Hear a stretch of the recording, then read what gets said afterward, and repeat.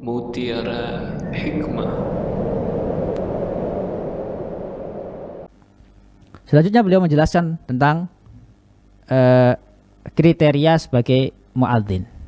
Bagaimana seorang boleh mengumandangkan adzan apabila terpenuhi kriteria sebagaimana yang akan dijelaskan oleh Syekh As-Sa'di rahimahullah. Kata beliau, wa yang bagi ayyakuna al-muadzinu sayyitan aminan. Dan hendaknya seorang muadzin, pertama, hendaknya dia memiliki suara yang bagus, sayyitan aminan. Pertama syaratnya sayyid, memiliki suara yang bagus. Karena Nabi SAW ketika ditanya, kenapa memilih Bilal? Kata beliau, li'annahu anda sautan. Karena Bilal memiliki atau orang yang suaranya paling merdu. Li'annahu anda sautan. Atau suaranya bagus. Suaranya bagus, suaranya keras. Dia tidak cuma bagus saja tapi suaranya keras.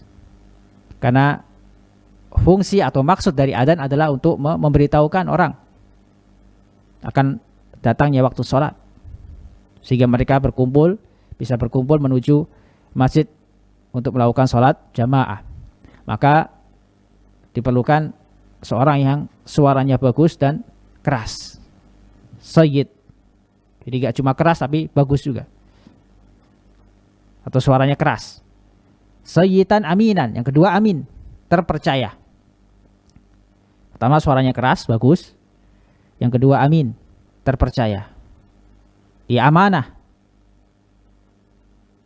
Sehingga ketika tiba waktu sholat, dia menjalankan amanah, yaitu mengumandangkan adzan untuk memberitahukan saudaranya bahwasanya telah masuk waktu adzan.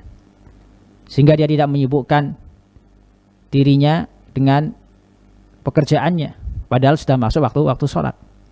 Maka di sini perlunya seorang imam atau DKM masjid mencari muadzin yang benar-benar amanah, sehingga tidak memiliki aktivitas lain ketika telah masuk waktu sholat, sehingga dia tidak meninggalkan tugasnya sebagai muadzin. Karena seorang dinilai amin atau amanah apabila terkumpul padanya dua sifat. Atau seorang dinilai pantas memegang suatu amanah, atau seorang dinilai memiliki pekerjaan yang bagus apabila terpenuhi dua syarat, yaitu pertama al-qawi, kuat, dan yang kedua amanah.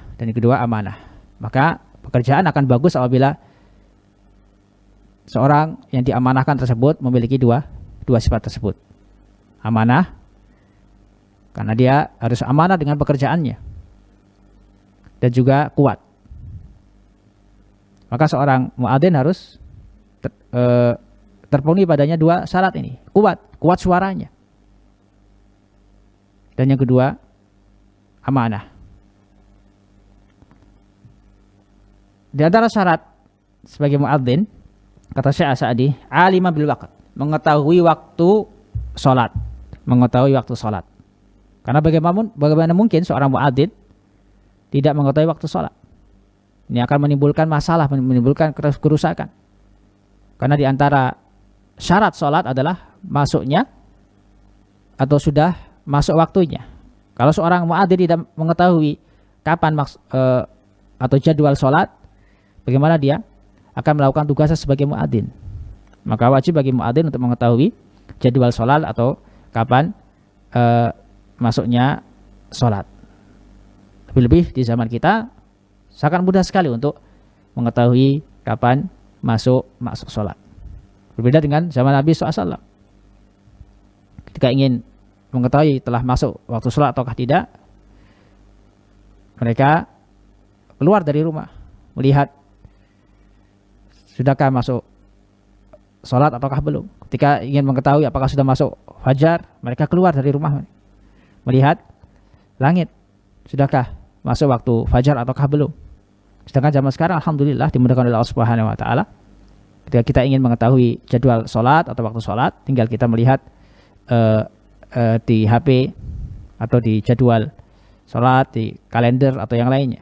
Dimudahkan oleh Allah Subhanahu wa taala. Mutahariyan lahu. Dan juga seorang muadzin hendaknya berhati-hati. Hendaknya berhati-hati kalau belum masuk waktu adzan. Hendaknya dia memastikan telah masuk waktu adzan ataukah belum. Li'anu a'dhamu li husul maksud. Karena mengetahui waktu sholat, berhati-hati itu lebih besar manfaatnya agar tercapai maksud disyariatkannya adzan. Karena maksud terbesar atau tujuan terbesar disyariatkannya adzan adalah untuk mengumumkan bahwasanya telah tiba waktu sholat. Wa yakfi man yaksulu bihil i'lam ghaliban. Dan cukup untuk mengetahui seorang pantas atau tidak sebagai muadzin adalah al-i'lam ghaliban, yaitu pada umumnya seorang diberitahukan bahwasanya si fulan pantas atau memenuhi kriteria sebagai muadzin. Maka apabila kita menjumpai seorang yang terpenuhi padanya syarat-syarat tersebut, yaitu memiliki suara yang keras, bagus, amanah, mengetahui waktu sholat, maka boleh bagi kita untuk memberikan dia amanah untuk menjadi muadzin.